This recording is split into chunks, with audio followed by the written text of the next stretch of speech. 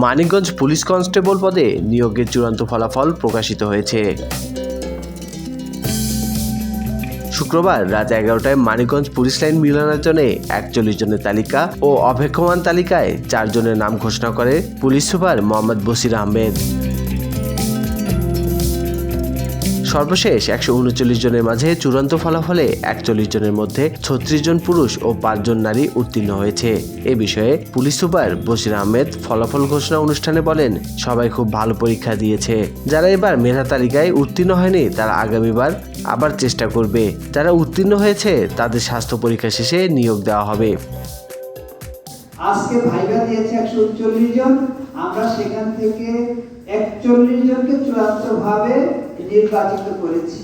যারা পাওনি তাদের অবশ্যই পরবর্তীতে সুযোগ থাকবে। তোমরা মন খারাপ করবে না, কোনোভাবেই মন খারাপ করা যাবে না। মনে করবে এটা কম্পিটিশন।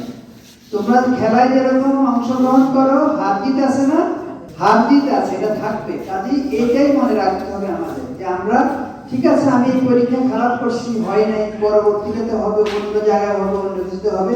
এইটাই আমি তোমাদেরকে বারবার বলছি, মনকে শক্ত করতে হবে এবং তোমরা ভালো কিছু অবশ্যই করতে পারবে। এ সময় উপস্থিত ছিলেন অর্থ ও প্রশাসন বিভাগের অতিরিক্ত police super Wares Ahmed, crime and অপসের অতিরিক্ত পুলিশ সুপার সুজন সরকার, সদর থানার অফিসার ইনচার্জ SM আমানুল্লাহ সহ আরও অনেকেই। দেশ সেবায় সবচাইতে সুন্দর একটি পথ হচ্ছে পুলিশের চাকরি। আমি পুলিশের চাকরিটা আমার স্বপ্ন, এটা ইনশাআল্লাহ তা পূরণ হলো এবং আমি মানুষের পাশে দাঁড়াতেছি, মানুষের পাশে দেশ সেবা করতেছি। আমাদের অভিজ্ঞতা এখানে খুবই ভালো। এসপি স্যার খুবই একজন সৎ লোক এবং তিনি নিষ্ঠার সাথে আমাদের ইভেন্টগুলো নিছে।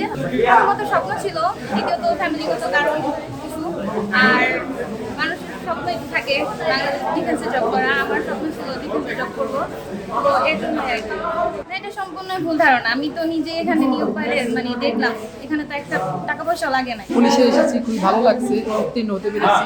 ভাইবা এবং চূড়ান্ত মেডিকেল সহ খুবই ভালো লাগছে। ছোটবেলায় থেকে স্বপ্ন ছিল যে ডিফেন্সে জব করার। আমার 1 টাকাও লাগেনি। অনেকে বলে যে টাকা লাগে, এটা খুবই ভুল ধারণা এবং মিথ্যা অপবাদ। কারণ আমার কাছে 1 টাকাও লাগেনি এবং আমার এটা বাস্তব জীবন থেকে আমি এটা পাইছি, পরিচয় পেয়েছি। স্বাধীনতা বাংলা নিউজ ডেস্ক।